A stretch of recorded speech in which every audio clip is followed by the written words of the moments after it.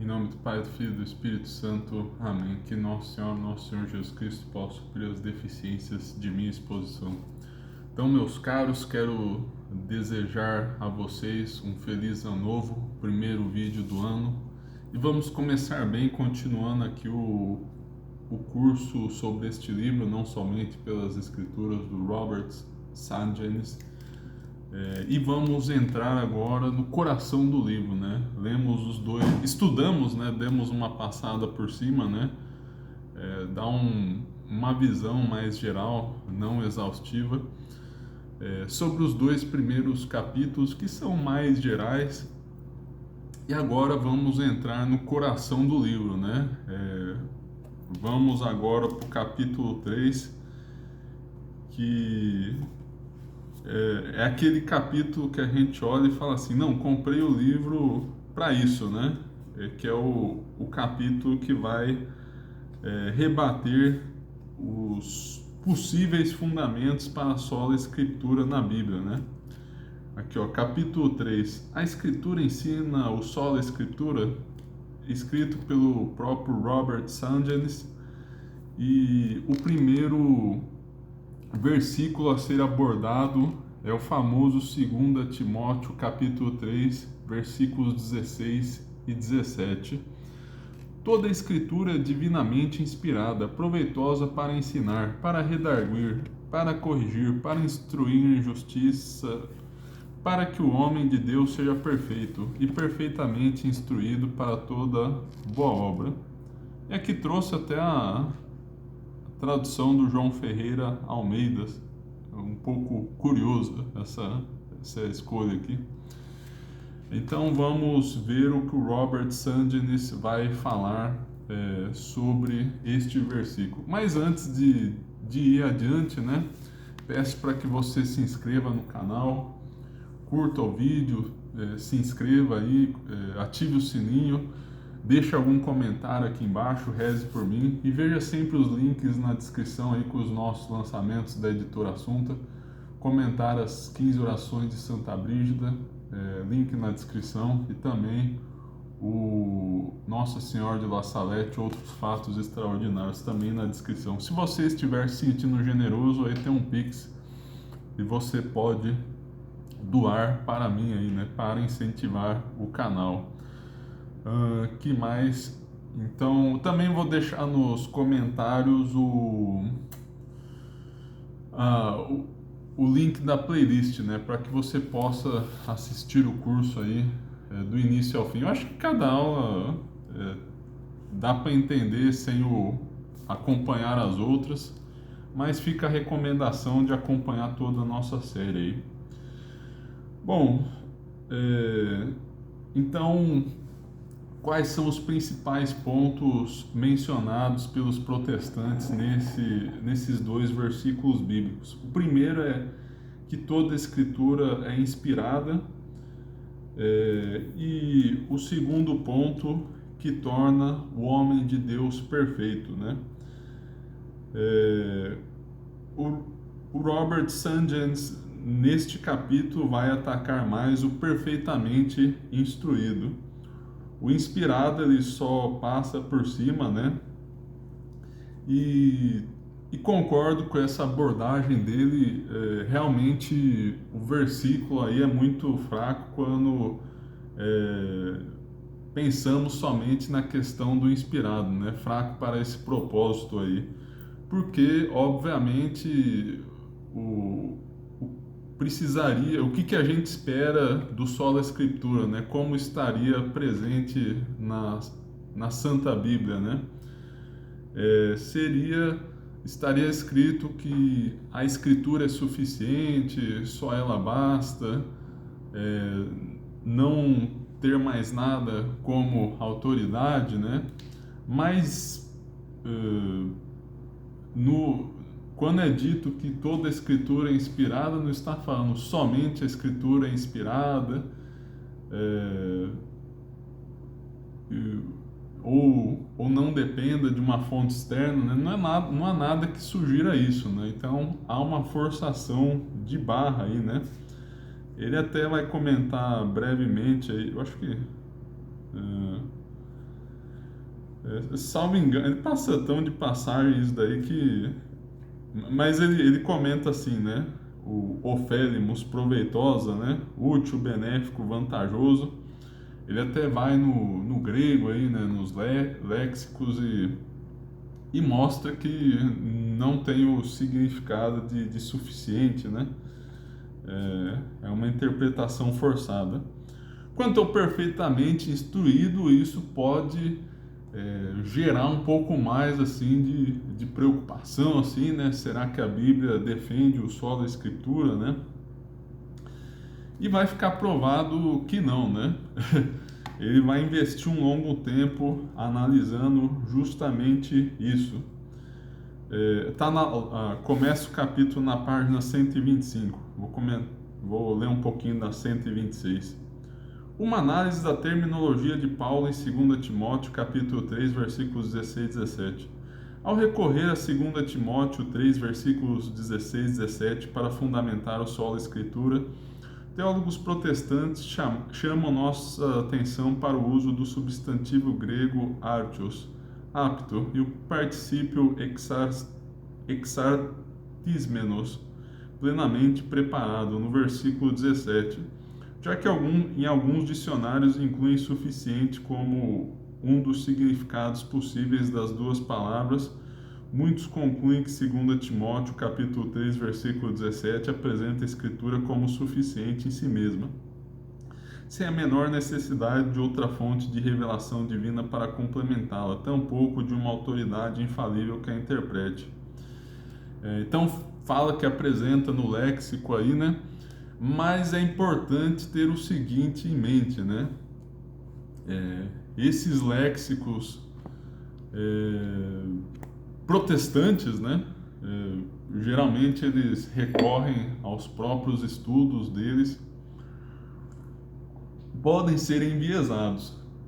Então é preciso que se fique esse alerta, né? Às vezes foi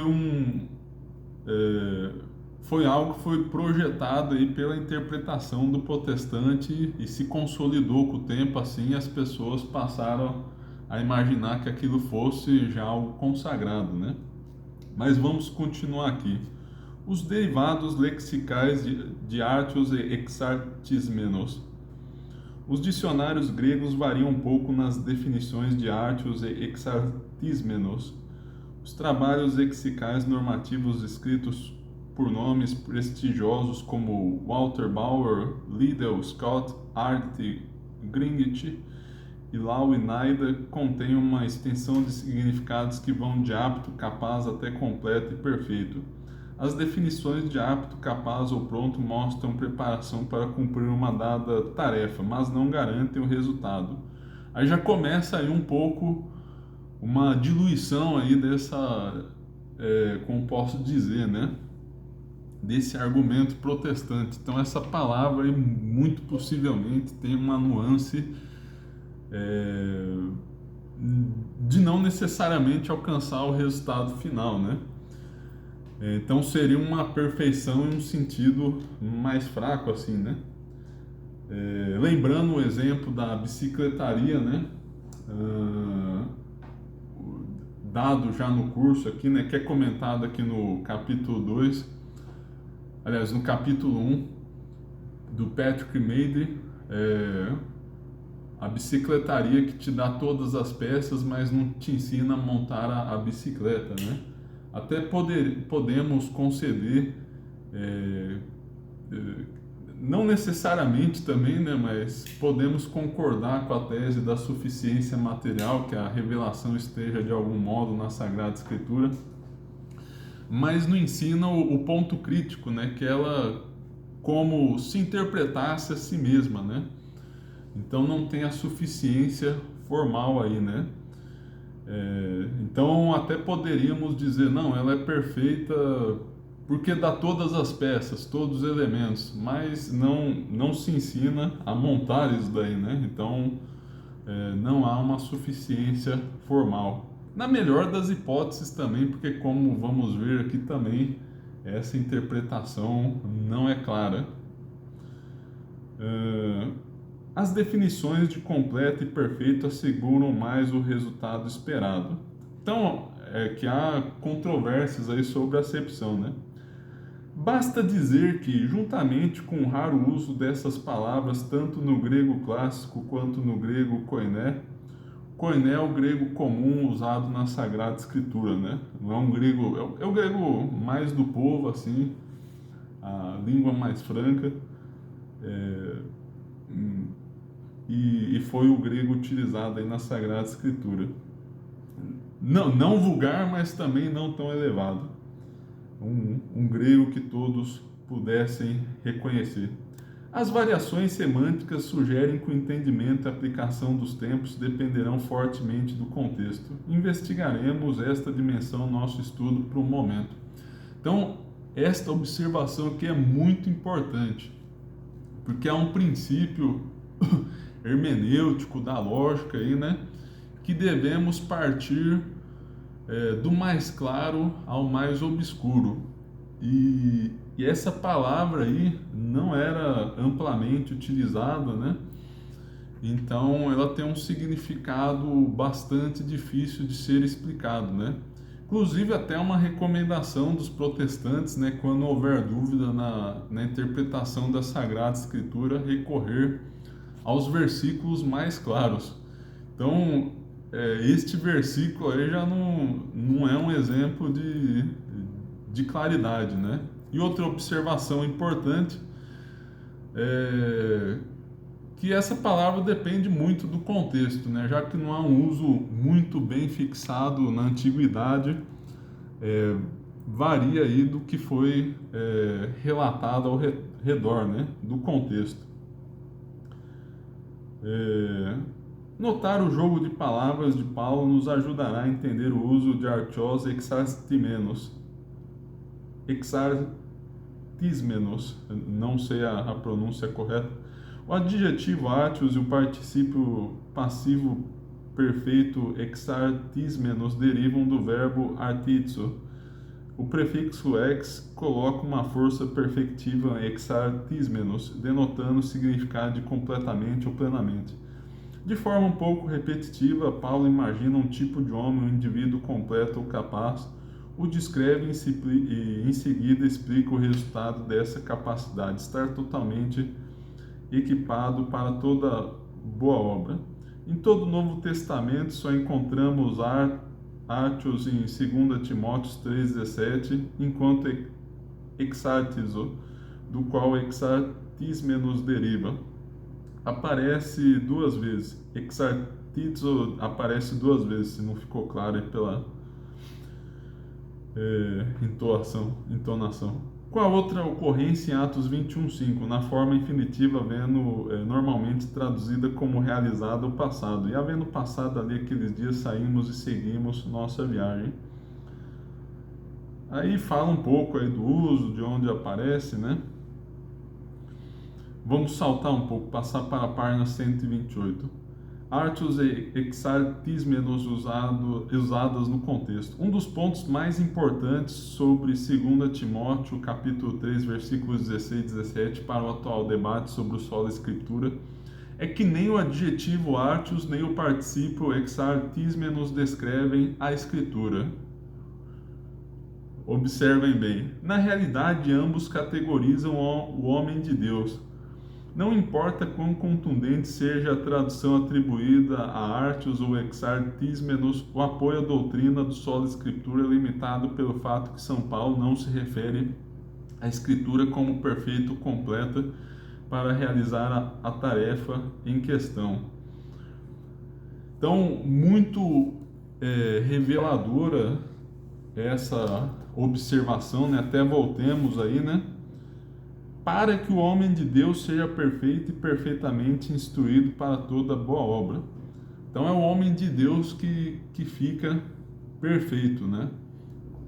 Já comentamos antes o argumento do Patrick Madry, que o homem de Deus já está dado, né? Então tem o homem de Deus e vem a Escritura complementá-lo em algum sentido, né? E é uma linha bastante semelhante a que o Sangenis vai usar aqui, no caso, para fortalecer a ideia, né, de que a Sagrada Escritura pode deixar perfeito, mas em combinação com outras coisas, né? E até um problema muito comum de interpretação, às vezes está falando, uma coisa faz isso, aquilo, mas pelo contexto, enfim, né, analisando a Bíblia como um todo, o capítulo como um todo, se percebe que o autor tem em mente dizer que uma coisa X faz Y, presumindo que o X também realize isso com o Z. Não sei se ficou claro, mas para dizer o seguinte, né?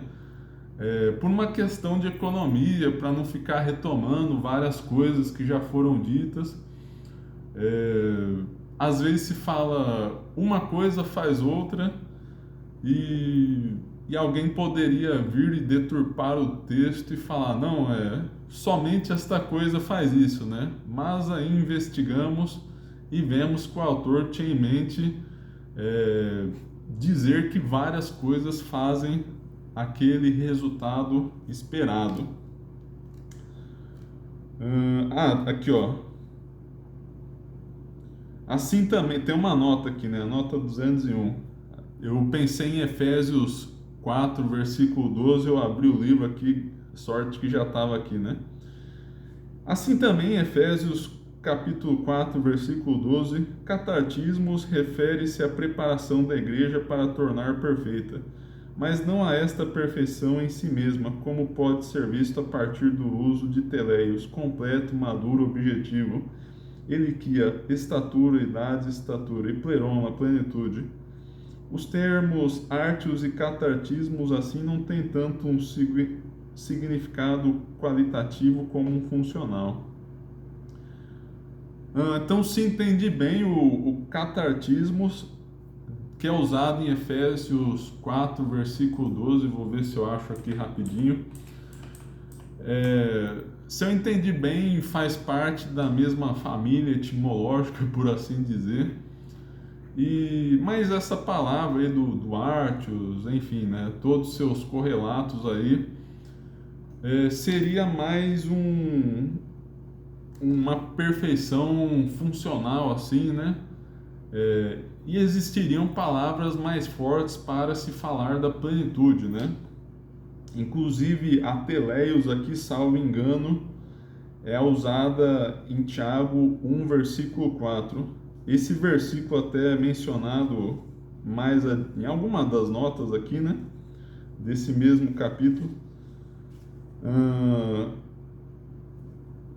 Que diz mais ou menos que a perseverança leva à perfeição, né? E o termo grego seria teleios. O Joel Peters usa um argumento semelhante, já fiz um vídeo no canal sobre isso, espero poder me lembrar de colocá-lo aqui nos comentários, né?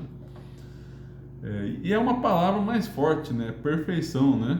De certa maneira, a perseverança aí, né, leva à perfeição, mas não somente a perseverança. Então vejam só, o termo é mais forte e mesmo assim não deveríamos interpretar como somente, né? Então são usos análogos aí da Sagrada Escritura.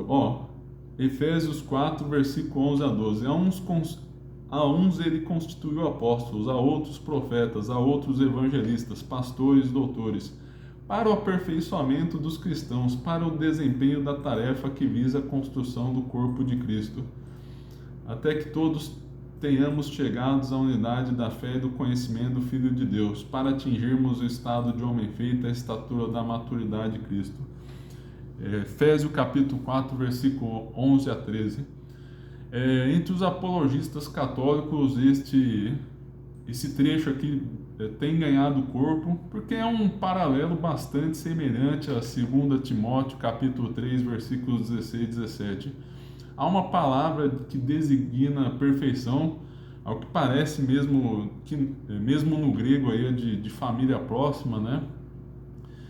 E e que aperfeiçoa, né, também para a plenitude, né, o estado do homem feito aqui, né, a maturidade de Cristo, né? Então, junto aos dois versículos, interpretamos como a necessidade tanto da tradição quanto da sagrada escritura, né? O Sanders vai entrar um pouco nessa linha de ver menções à tradição na Bíblia também, né? Inclusive nas cartas a Timóteo aqui. Lembrando que a gente deve ler a Bíblia como um todo, fazendo paralelos, né? São Tiago, capítulo 1, versículo 4: mas é preciso que a paciência efetue a sua obra, a fim de serdes perfeitos e íntegros, sem fraqueza alguma. Então a perseverança e a paciência leva à perfeição, mas não somente, né? Ninguém lê a paciência e fala, não, só preciso da paciência de mais nada, né? Então, um paralelo aí, né? Vai lembrar um pouco aí do Ofélimos, já comentamos isso daí. E agora vai entrar no contexto geral de 2 Timóteo, capítulo 3, versículo 17.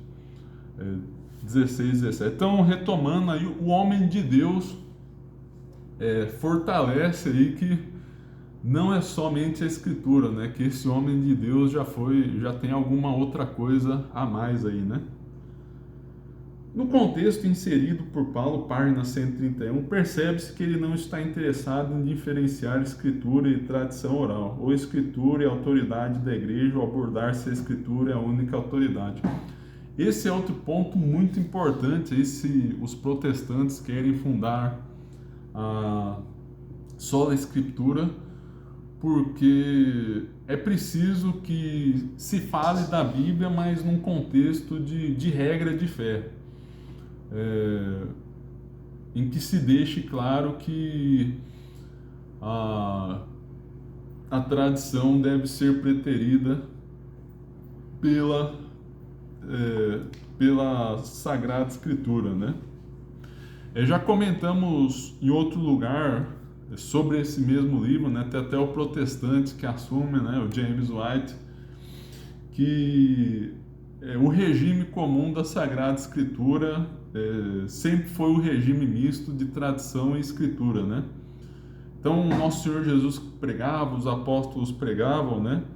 E vamos ver até aqui no contexto imediato que São Paulo falou da pregação dele a Timóteo, né? Então, teria que ter algo muito claro mostrando que a tradição foi revogada, né? E que a escritura tem prioridade sobre ela na interpretação e na hora de dirimir questões, né? Bom, depois eu observo no final. 2 Timóteo 2:21, percebemos além da palavra escrita inspirada outros meios de produzir um homem de Deus completo e totalmente equipado. Enquanto eu vou pegando o versículo aqui, o que eu ia comentar, e eu até hesitei um pouco aqui, foi sobre a questão do equipado, né? Então, tendo em vista essa questão da perfeição numa nuance mais funcional, algumas traduções interessantes aí para 2 Timóteo capítulo 3, versículo 17, é munido, equipado. Então, num sentido mais material da coisa, né? Naquela questão do exemplo da bicicleta, né? A bicicletaria te dá todas as peças, mas não te ensina a montar a bicicleta, né? Nessa bicicletaria hipotética ainda, eles não oferecem o curso nem como montar a própria bicicleta, né?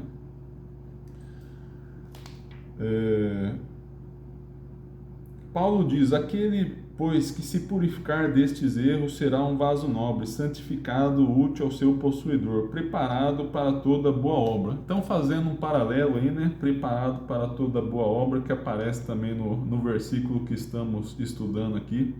Aqui o apóstolo especifica que um dos ingredientes essenciais para tornar útil o homem de Deus é evitar as más influências e o mau comportamento. O mais interessante nessa passagem, portanto, vantajoso para a compreensão do significado no versículo em causa, né? 2 Timóteo, capítulo 3, versículo 16 e 17, é a frase toda boa obra. Em 2 Timóteo 2, versículo 21, a frase grega utilizada é idêntica à do versículo em causa, né? Para não repetir toda hora o número aqui. Assim percebe-se que o resultado final em 2 Timóteo capítulo 2, versículo 21 é o mesmo do que estamos estudando, ou seja, almeja um homem completo ou útil de modo que esteja preparado para fazer toda boa obra. Embora partam de diferentes fontes, os dois versículos focam num mesmo objetivo. Se tivéssemos de usar o conceito de suficiência para reivindicado pelos protestantes no versículo em causa, poderíamos afirmar à luz da linguagem similar em 2 Timóteo 2, versículo 21, que se abster de más influências ou do mau comportamento é suficiente para um homem útil para toda a obra. Então a estratégia é a seguinte, ele está buscando precedentes na Sagrada Escritura, no caso aí de para toda boa obra, onde é mencionado uma lista de itens e que é uma lista que tanto protestante quanto católico sabe que não é suficiente, né? Então, para dizer o seguinte, para toda boa obra do versículo em causa, não significa a suficiência da Bíblia, né? Aí fala que usa outras 6 vezes em outros lugares, né? Toda boa obra. Em 2 Coríntios, capítulo 9, versículo 8, acima, a Bíblia nos informa que Deus nos faz suficientes através de suas graças, mas a própria Escritura não é fonte suficiente para toda boa obra. Então, vou ver se eu acho o contexto mais amplo aqui, 2 Coríntios 9, 8.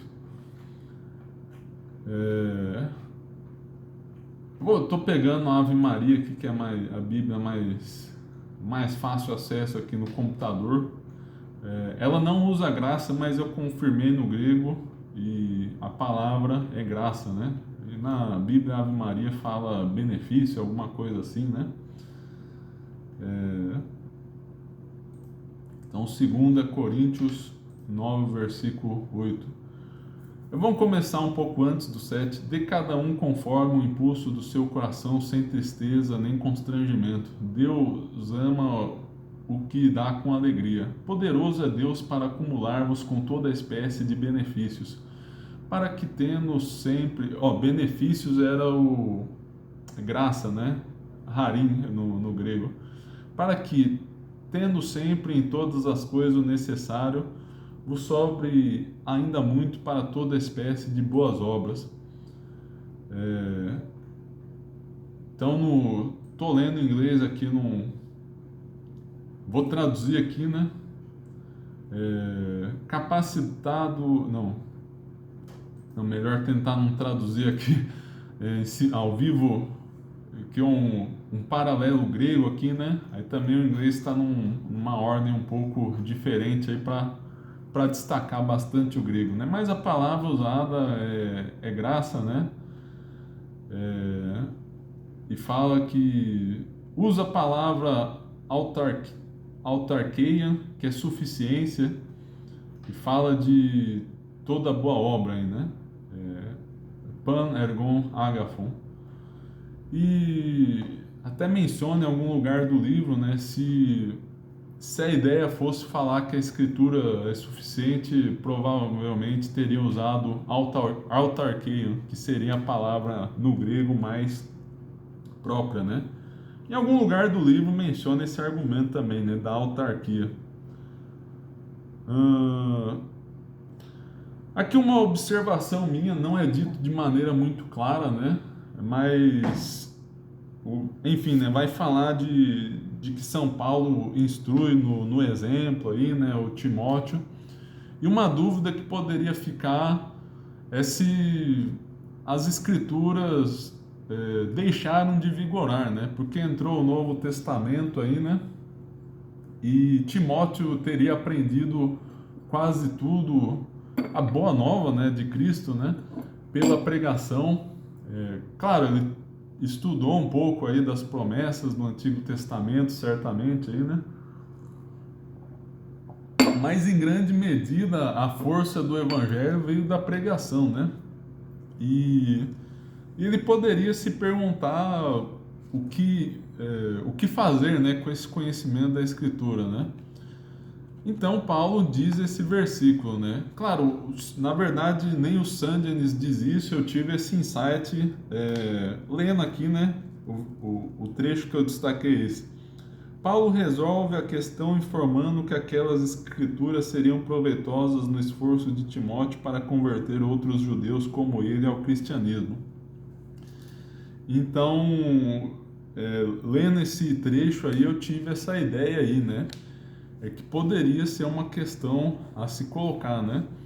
Então, seria uma interpretação alternativa desse texto aí, né? E seria uma boa explicação para ele, não fazendo que devêssemos apelar ao solo escritura, né? Porque alguma coisa se precisava comentar da própria escritura na Bíblia, né? Até porque havia o regime de pregação, assim, né? Era muito forte. Então, ter algumas observações falando da Sagrada Escritura, né? Então poderia surgir isso ao Timóteo. 2 Timóteo capítulo 1, versículo 13 a 14. Toma por modelo as suas palavras que de mim ouviste, com fé e com amor que está em Cristo Jesus, guarda o bom depósito. 2 Timóteo capítulo 2, versículo 2. O que de mim ouviste na presença de muitas testemunhas, confia a homens fiéis, que sejam idôneos para ensiná-lo a outros.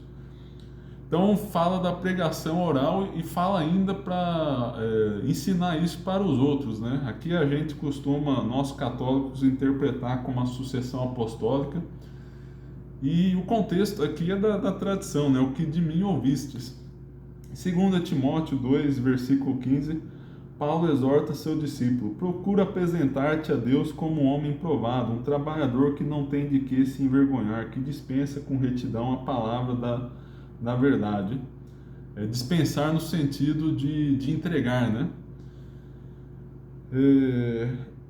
Então, dá várias instruções a Timóteo, né?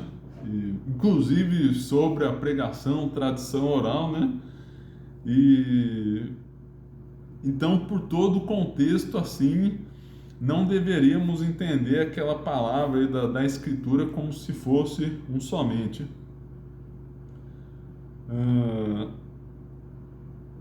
Então, lembra também o 1 Timóteo, não, 1 Tessalonicenses capítulo 2, versículo 13. Por esta razão é que sem cessar agradecemos a Deus por terdes acolhido a sua palavra, que vos pregamos não como palavra humana, mas como na verdade é palavra de Deus, que está produzindo efeito em vós os fiéis. Então também a tradição, de certo modo, é inspirada aí, né? E tem muitas menções aí sobre enfim, né? A tradição aí, né? Então é isso, meus caros. Tentando fechar então aqui, né, o que falamos hoje, 2 Timóteo capítulo 3, versículos 16 a 17. O Sandines se focou mais na questão do perfeito para toda boa obra.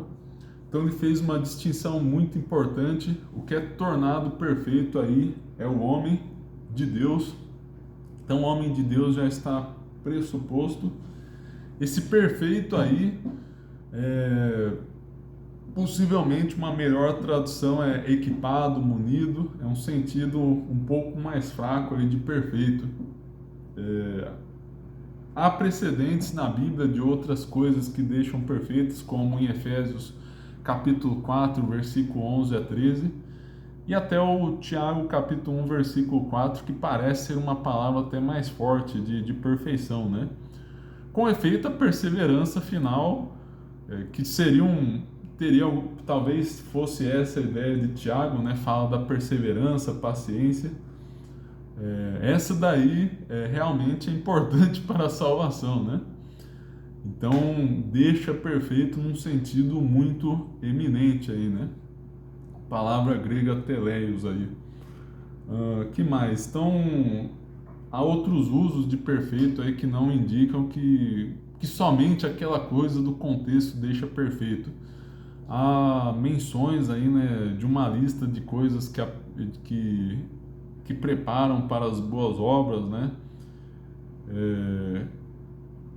E por isso não devemos interpretar além do que está escrito aqui nesse versículo, né, do 2 Timóteo 3, versículo 16 a 17, né? Então é isso, meus caros, até a próxima. Em nome do Pai, do Filho e do Espírito Santo. Amém.